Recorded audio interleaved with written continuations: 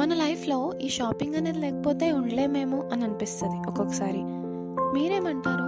ఎందుకంటే shopping, clothing అనేది మన లైఫ్‌లో ఒక మినిమమ్ నీడ్.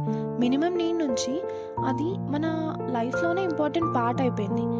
కొంతమంది పొద్దున్న లేచినప్పటి నుంచి రాత్రి పడుకునే వరకు ఆ ఫంక్షన్‌కి ఏమేసుకోవాలి, ఈ పార్టీకి ఏమేసుకోవాలి, ఏ హెయిర్ స్టైల్ ఏసుకోవాలి, ఏ శాండిల్స్ ఏసుకోవాలి, ఏ డ్రెస్ ఏసుకోవాలి, ఎక్సెట్రా ఎక్సెట్రా. ఇవే వాళ్ళ మైండ్‌లో థాట్స్ తిరుగుతూ ఉంటాయి.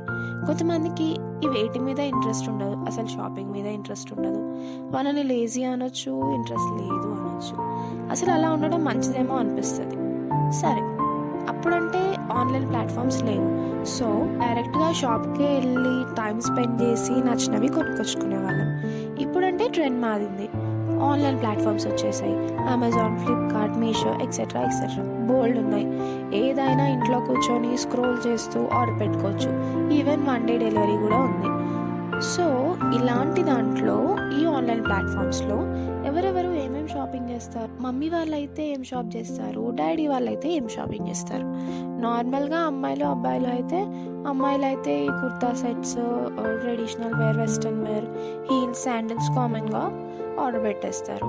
అబ్బాయిలు అయితే ఎలక్ట్రానిక్ గ్యాడ్జెట్స్ ఎక్కువగా ఆర్డర్ పెడతారేమో అని అనిపించింది, నాకు కరెక్ట్గా తెలియదు. అండ్ మమ్మీ వాళ్ళైతే ఈ హౌస్ హోల్డ్ ఐటమ్స్ ఉంటాయి కదా, కంటైనర్స్ అని, కర్టన్స్ అని, ఇంకా డోర్ మ్యాట్స్ అని, మాప్ స్టిక్స్, ఇలాంటివన్నీ ఆర్డర్ పెడతారు ఎక్కువగా. శారీస్ వేరేవన్నీ కూడా చూస్తారు, శారీస్, జ్యువెలరీ అనేవి. బట్ ఎక్కువగా హౌస్ హోల్డ్ ఐటమ్స్ విష్ చేసుకొని ఆర్డర్ పెడతారు. ఒకవేళ మీ మమ్మీ వాళ్ళు కూడా అలానే ఉంటే నాకు కింద కామెంట్స్లో చెప్పండి. అండ్ ఇప్పుడు డాడీ వాళ్ళ విషయానికి వచ్చేస్తే, అసలు డాడీ వాళ్ళు షాపింగ్ చేస్తారా? ఆన్లైన్, ఆఫ్లైన్ అనేది పక్కన పెడితే వీళ్ళు అసలు షాపింగ్ చేస్తారా?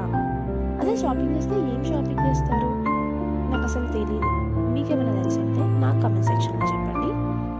ఇదన్నమాట షాపింగ్ వల్ల. I'm Tabu Vanaras. Thank you for listening till the end. Happy day.